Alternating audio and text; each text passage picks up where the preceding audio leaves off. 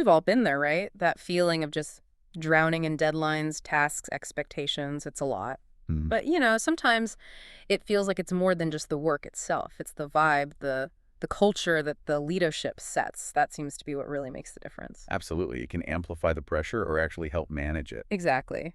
So today we're doing a deep dive into essential leadership principles for workplace culture. We've pulled together some really interesting source material on this. Yeah, good stuff. Our mission really is to cut through all the jargon and just get to the heart of it. How do leaders actually shape the environment? We're aiming to pull out the key insights, kind of give you the shortcuts. And, understanding this stuff is just so critical. It doesn't matter if you're leading a team right now, want to lead one someday, or honestly, just trying to make sense of your own work life. Right. It helps you see, like, that's why this place feels good, even when it's busy. Or maybe why another place, well, struggles. These aren't just theories, they're pretty practical. Okay, let's kick off with something that kind of challenges what a lot of people assume. Okay. Our sources bring up this leadership rule, hashtag 178, and it basically argues that high-pressure work environments do not have to automatically equal toxic workplace cultures. Hmm. Now, that feels a bit counterintuitive, doesn't it? Don't those things usually go hand in hand? They often do, yeah. Or at least that's the perception. And that's why this rule is so interesting. The sources absolutely acknowledge that, look, the job itself, the tasks, the responsibilities, yeah, they can be daunting. That's part of the deal sometimes. Strips of work can be hard. Totally. But here's the key distinction they make. It's not the pressure, the tasks themselves. It's, I'm quoting loosely here, how we handle the impact of those tasks that kind of bleeds into our workplace culture, that really shifts the focus. Okay, so unpack that a bit, handling the impact. Well, think about it. The core message we found is pretty direct. It's very possible to have a high-pressure work environment and a healthy workplace culture. It starts with Meryu, meaning the leader. Right, the leadership response. Exactly. It means you stop blaming the pressure itself, because often you can't just wish it away. Instead, the focus is on how leadership supports the team through that pressure, how it's communicated, how people are treated, whether they feel supported or just burnt out. Okay. And why should you care about this? Well, it's empowering, isn't it?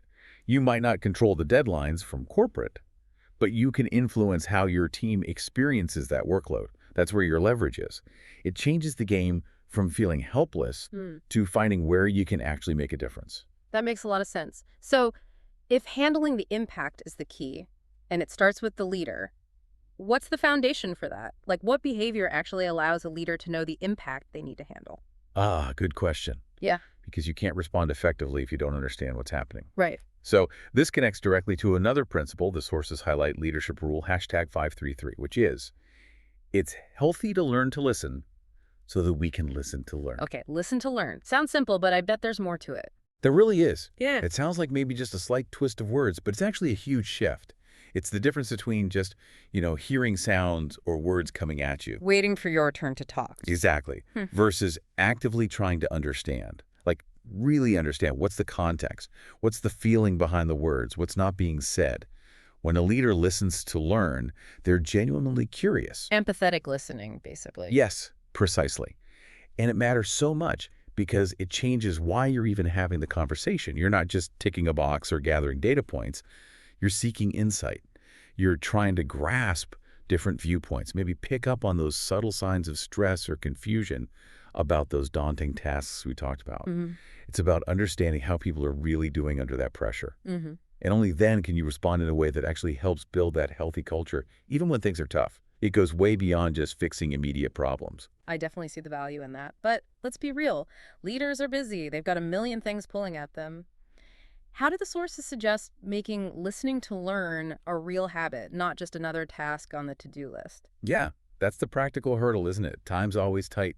What the sources seem to emphasize is that it's less about scheduling hour-long deep listening sessions, though those can be good too, and more about the mindset you bring to every interaction.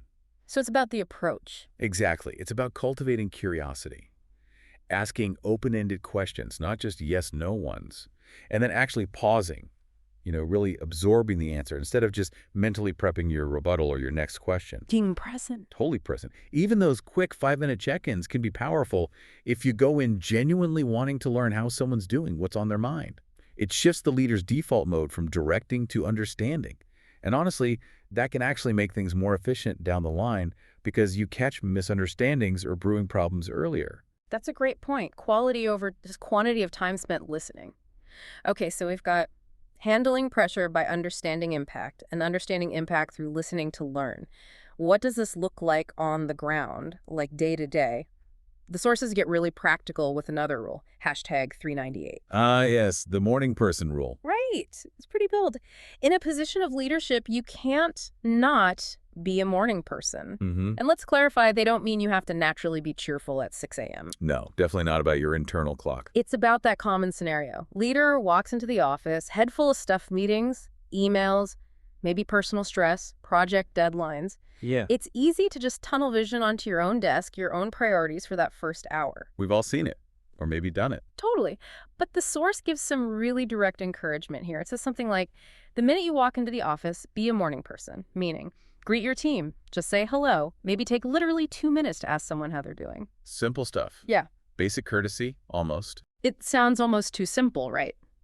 But the sources stress how hugely important this small act is. It sets the tone. It signals availability and connection right from the start. A small action, but potentially big cultural impact. And, crucially, think about the opposite. What's the impact if you don't do that? If you just breeze past people? Yeah, what message does that send? Well, the sources get specific about this. Picture it. Walking into the office and going straight to your area, making eye contact with your staff, but not acknowledging them. Ouch. That silence, that lack of connection, even if it's unintentional because you're just preoccupied, it can unintentionally give your team the wrong understanding. They might feel ignored, unimportant, like the leader is just too busy or too self-absorbed for them. Creates distance. Definitely. Makes them feel invisible. And there's another really important layer here.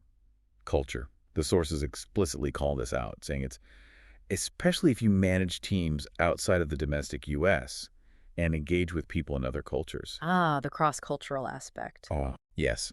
Because in many, many cultures, that morning greeting, that personal acknowledgement isn't just nice to have. It's fundamental. It signals respect, builds rapport. Skipping it isn't just seen as being busy. It can be interpreted as rude, dismissive, or disrespectful. It can seriously damage trust in diverse teams. What seems minor in one context is major in another. That's such a critical point. So this small thing, consciously choosing to engage, to say hello, to be that morning person in the sense of being present and acknowledging people, Yeah. it directly feeds back into that healthy culture we talked about with Rule hashtag 178. It shows that leadership impact isn't just about big speeches or strategies. It's built in these tiny, consistent, everyday interactions. It's how you make people feel valued, seen, part of the team, especially when things are stressful. It connects the dots. Perfectly put.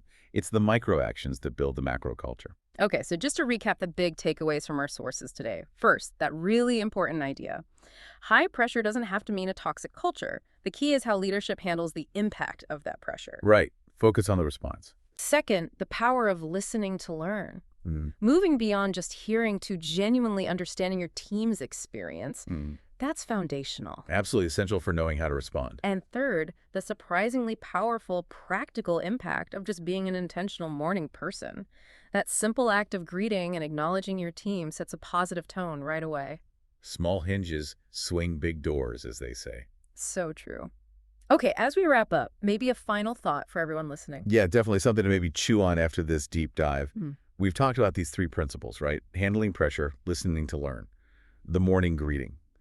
So the question to ask yourself is, what if you consciously pick just one of these starting tomorrow? Maybe it's deciding you'll handle pressure differently, or commit to asking one more learning question in conversations, or just make sure you greet everyone intentionally.